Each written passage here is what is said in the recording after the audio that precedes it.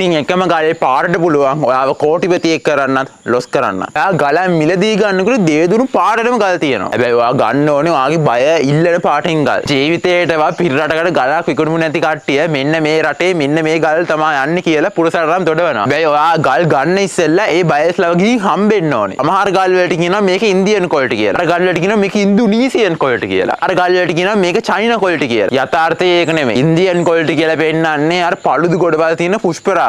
හැබැයි ජීවිතේට ජයිපුර් වල ලංකාවේ ගානටවත් ඒ ගලක් වාට විකුණන්න බෑ. පුෂ්පරාග ගන්න එක හරි. මගෙත් ඉන්දියන් බයස්ලා ඉන්නවා. මම ජයිපුර් පුරාම විදලා තියෙනවා. හැබැයි ඉල්ලන්නේ කැරට් 4න් 5න් උඩ ගල් විතරයි. ඒකෙත් පළුදු තියෙනවා නම් ගල බාල්දුම කරනවා. ඉතින් ඉන්දියන් කාරයෙක්ගෙන් අපිට ඊට වඩා දෙයක් බලාපොරොත්තු වෙන්න බෑ. ඔයාට ඊට වඩා ගානට අර පළුදු තියෙන පොඩි ගල් ලංකාවේ විකුණන්න පුළුවන්. හැබැයි ඉන්දියන් නායක වලද්දකුත් නෙමෙයි. ඒත් ඒගොල්ලන්ගේ ජෝෂිතවල කියන්නේ කැරට් 5න් උඩ පුෂ්පරාග දාන්න කියලා. ඔයා කුණු ගොඩවල් රොඩු ගොඩවල් වගේ ගල් එහෙම ගත්තොත් ඔයා එතනම ලොස්. ජීවිතේටවත් හිතුන වෙලාවට විකුණන්න බෑ. ඔයාගේ අතේ ජෙම් පීස් එකක් තියෙනවා නම් අර ගල් 1000ක් තියෙනට වඩා වටිනවා. හදිස්සියකට රත්තරන් බඩුවක් තියෙනවා වගේ බැංකුවකට උනත් තියන්න පුළුවන්. මේක සමහර කට්ටිය ඩිෆියුස් ගල් දෙනවා. මේක ඉන්දියන් කට්ටිය කැමති.